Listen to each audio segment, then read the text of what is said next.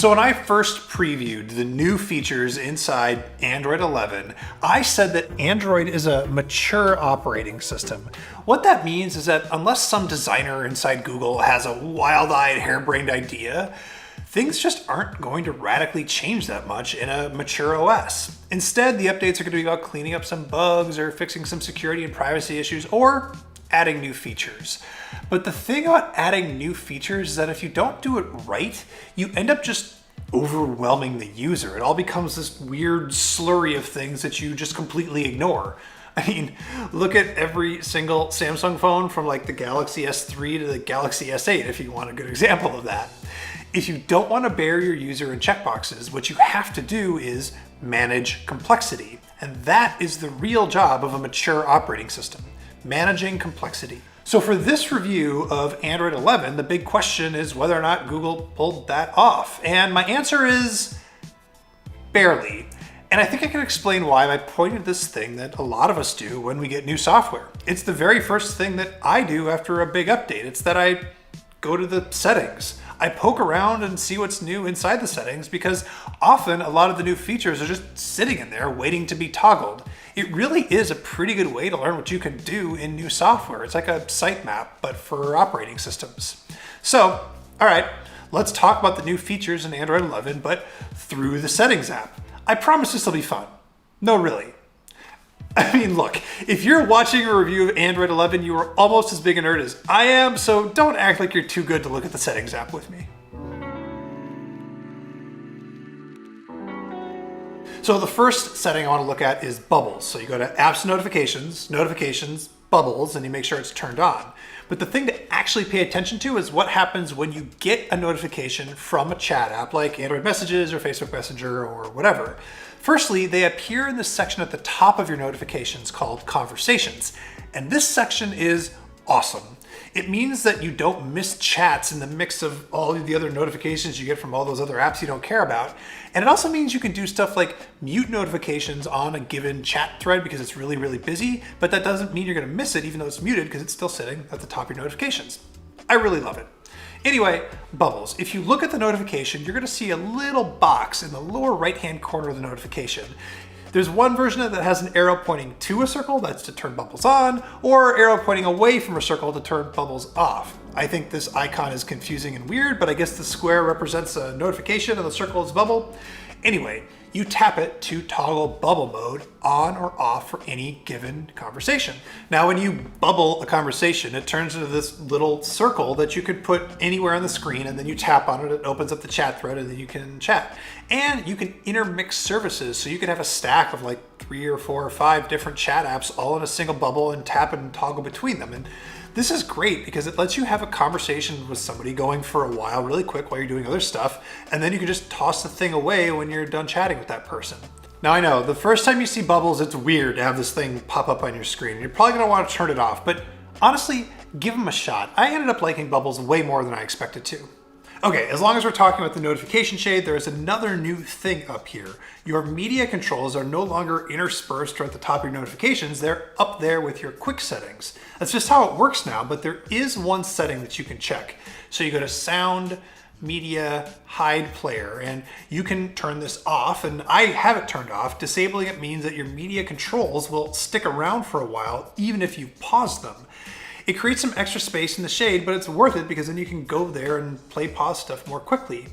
And the media player itself, it's the same buttons as before, but if you've played something from a few different apps, say Spotify and then YouTube and then Pocket Casts, instead of having all of those stacked up in your notifications one after the other, now you swipe between them horizontally in this new section, and so that's really neat.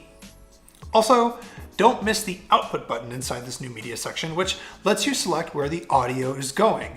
It would be pretty nice if this output thing saw more things than, just basically Bluetooth things, but maybe that's something for the next version of Android. Okay, the next new big feature in Android 11 is Google's new Power menu, which combines 3 kind of random things under a long press of the power button. So you've got power controls, Google Pay, and then smart home controls. Google says this is like your phone's interface to the real physical world, which, sure. This is where I think Google's attempt to manage complexity is starting to get a little strained.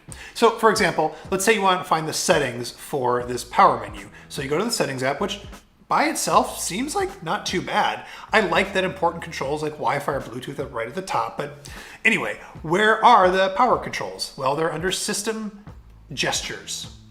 Gestures? I mean, I know that they're there because Google put all of its custom controls underneath gestures because those used to be actual gestures for the way that you would control custom Google things, but nobody else knows that. It's a button. It's not a gesture. What the heck? But honestly, I'm not that angry about it. I mean, I will point out that if you want to find something in settings, the easy thing to do is just go to the top and type in the thing you're searching for and it'll pop up. But I do wish that Google would do this thing that Samsung does, where at the bottom of some of its settings pages, it tells you that if you're looking for something else that you thought should be in that setting page, it's over in some other spot. Like, I would always expect the always on display to be under the display settings, but it's not. It's actually under the lock screen, and Samsung gets that that's confusing, and so they give you a little shortcut at the bottom. But let's just assume you've found your way somehow to the power settings. You get there, and this is where you can toggle different parts of the power menu. And even though I think that metaphor for what the power menu represents is weird, I love it. I do think it's super convenient to have access to these smart home controls so quickly, and I found myself using this power menu all of the time. So look, I'm not gonna go over every single feature in Android 11 in this video. I'm not gonna talk about how screen recording finally works, how screenshots look just like they do on the iPhone now, or, you know, actually this one's nice. Android is finally cracking down on apps that want background permission all of the time. Pretty much everything is getting moved to only have location permission when the app is open, and that's how it should be. All in all the other features that I'm not getting to here, that's all pretty good stuff. At this point, I should really just call out the elephant in the room. We're mainly talking about Pixel phones here, although this year a couple others are getting it right away, which is great. Other Android phones are gonna get Android 11 at some point. Now, speed on updates has gotten better over the last couple of years, but it's still not great. And even when the Android updates do come, it's hard to predict if everything is going to work the same. So, for example, most Android phones still have the 3 buttons at the bottom instead of the little swipey controls that Google tried to get everybody switched to a couple of versions ago. Here's another example, that power button menu. On most Samsung phones, long pressing the power button now takes you to Bixby, but Google wants the power button to take you to that new power menu. So is Samsung going to switch to that or not? And when they do, are they going to use Google Home to power the smart home controls like the Pixel does and Google Pay like the Pixel does? No, they're not. They're going to want to use Smart Things for home control and Samsung Pay for paying inside that menu. And it's that kind of complexity that I don't know if Google knows how to manage. I'm not talking about the complexity within Android 11 itself. I'm talking about complexity across different versions of Android 11. Samsung's and Microsoft's and LG's and Google's and whoever else. I'm starting to worry that we're gonna have to start saying the F word again. Fragmentation. That's the F word. What word were you thinking? Honestly though, I really do hate ending every single Android review with a gripe about how only Pixels get it first and everybody else is a little bit later. So I'm not kidding when I say that I think that update timing is getting better. It's never gonna be day and date as good as the way the iPhone does it, but we are a long ways from the bad old days when you would wait 6 months to a year to never for Android updates. Plus, companies like Samsung and OnePlus are committing to 3 years of updates, and that really matters. So that's my review of Android 11. It has a bunch of new features that are just barely contained into something that feels comprehensible. I do think it's a fine update, but you know what I want for Android 12? Well, I'll tell you what I want.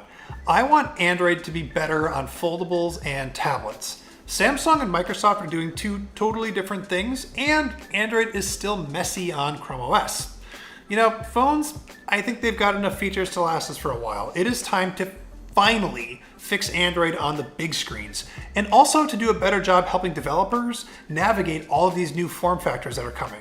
Because Google, if you don't do that soon, F word.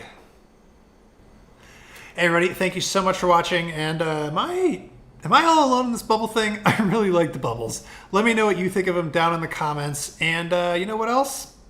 Wear a mask. You should wear a mask.